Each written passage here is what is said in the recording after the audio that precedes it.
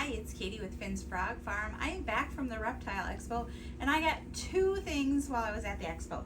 The first one is this cute crocheted isopod. I'm in love. And then I got walking stick bugs, 6 little babies.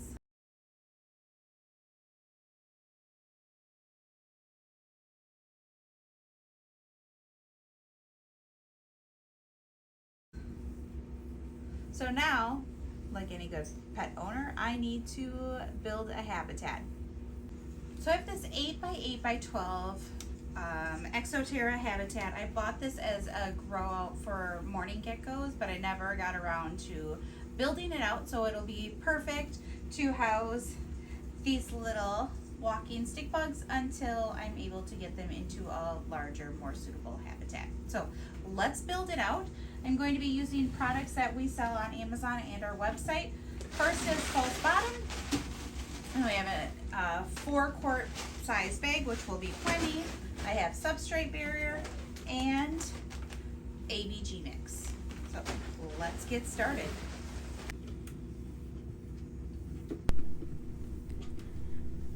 This is an Exoterra habitat.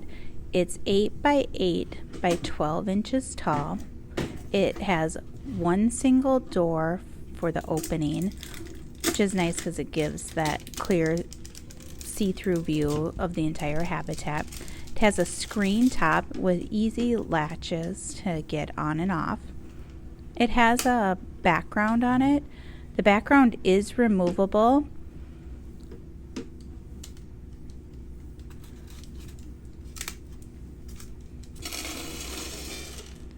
Right now I'm putting in the false bottom. Okay, false bottom, you want it to be lower than the front screen. So in this one, there's not a lot of room in between those vents in the front. So you just want a fine little layer in there. I've decided that I'm going to take out the pre-existing backdrop. I want to be able to provide enough room for the walking stick bugs to walk around. Plus, it also makes the habitat versatile. So when I'm done with it for the walking sticks, I can put something else in there.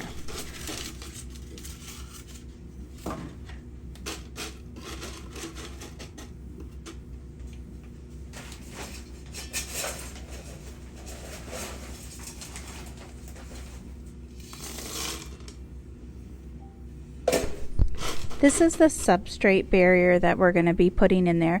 This is not a screen. Ours is a little bit more closed off, which just lets the water run through. It is 36 by 18, so it's a nice size to cover.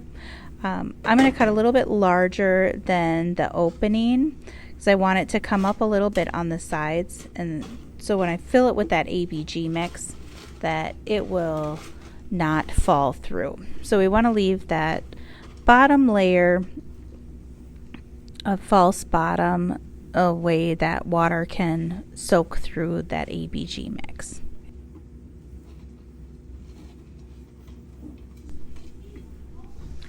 Now I'm adding the ABG mix. ABG substrate is a nice substrate to use when you're building these habitats. It's lightweight, it's arid, it allows the moisture to seep through the substrate without, like if you use just dirt that you get from a garden center or something, that will hold all the soil and be really heavy with that. So you're looking for a lightweight material that will allow water to drain through. One of the things that you need to do is it's very dry when you're first using it, so you want to make sure that you get it wet. So mix it with that reverse osmosis water and blend it up.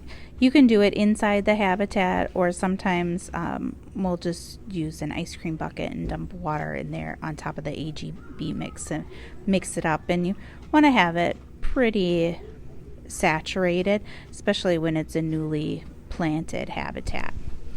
So the thickness for the ABG is you want to make sure that it's thick enough that your plants can take root in there. You want to provide that nice base for your cleanup crew and any plants.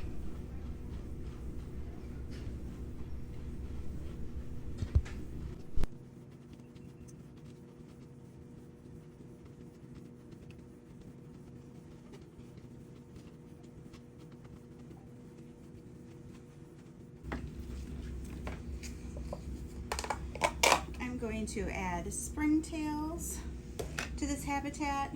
It's good for any habitat, helps clean up and just aerate the soil.